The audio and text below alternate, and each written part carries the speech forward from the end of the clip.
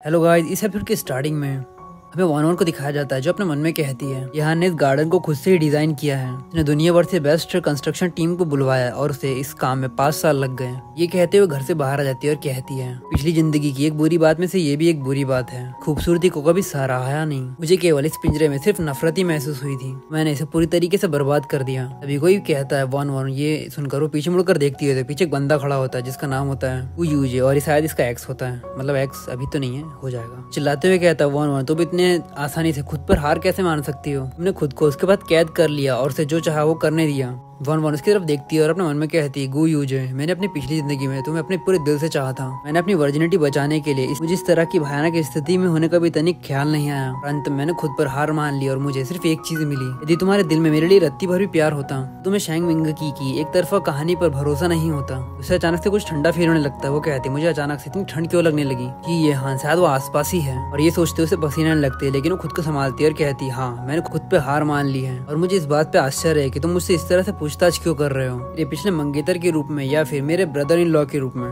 गू युंजे कहता है one one मुझे दोष मत दो, मेरे हाथ बंधे हुए थे। चाहे कुछ भी हो, आज आपका दिन कैसा रहा इसके लिए भी मेरी जिम्मेदारी है। ये मुझ पर छोड़ दो और मैं तुम्हारी मदद करूंगा इस कैपिटल सिटी से बाहर निकलने में। अगर वन वन अपने मन में कहती है मैंने अपनी पिछली जिंदगी में ये सोचा था कि मैं तुम्हारी कर्जदार हूँ क्योंकि मैंने अपनी वर्जिनिटी खो दी थी। ये सुनने के बाद कि तुम कुछ नहीं कर सकते थे इसलिए मैंने तुम्हें पूरी तरीके से माफ कर दिया। और ये जानकर मैं बहुत ज्यादा प्रभावित हुई कि आप मुझे इस जगह से बाहर निकालने आए थे। लेकिन अब मैं जब इसके बारे में सोचती हूँ तो मुझे लगता है कि ये शायद काम करने का केवल आदमी का एक अहंकार होता है। ले मैं तुम्हारी फियांस हूँ लेकिन मैं सीहान की लवर भी हूँ। जब लोग इसके बारे में सुनते हैं तो क्या तुम हंसी के पात्र नहीं बनोगे? गू युंजे चिल्लाते हुए कहता है वन वन मेरे साथ चलो। उससे चाहिए उसके साथ वाला बंदा उसे देख रहा होता है। साइड वाला बंदा अपने मन में कहता है बॉस की वुमेन एक बंदे के साथ भागने की कोशिश कर रही है, वो भी आधी रात को। जब से वन वन यहाँ पर आई है और उसकी आंखों में से बिल्कुल शांति चली गई है। एक बार जब बहुत गुस्सा होता है उनका गुस्से को हमें सहना पड़ता है और मुझे उन्हें देखकर ऐसा लगता है कि इस बार का गुस्सा उनकी पूरे रॉयल कैपिटल को जलाने के लिए काफी है। वन वन युंजे को काफी देर से कुछ जवाब नहीं दे रही होती है। युंजे अपना हाथ बढ़ाता है और कहता है मेरे साथ चलो, और वन वन कुछ नहीं करती थी। गू युंजे और भी अपना हाथ आगे बढ़ाने लगता है। ये देख कर यहाँ के साइड वाला बंदा कहता है क्या वो एक दूसरे का हाथ भी पकड़ने वाले हैं, लेकिन वन वन पीछे हट जाती है। ये देखकर युंजे थोड़ा कंफ्यूज हो जाता है। वन वन कहती है गू युंजे क्या मैंने तुम्हें कहा था कि मैं तुम्हारे साथ चलने वाली हूँ?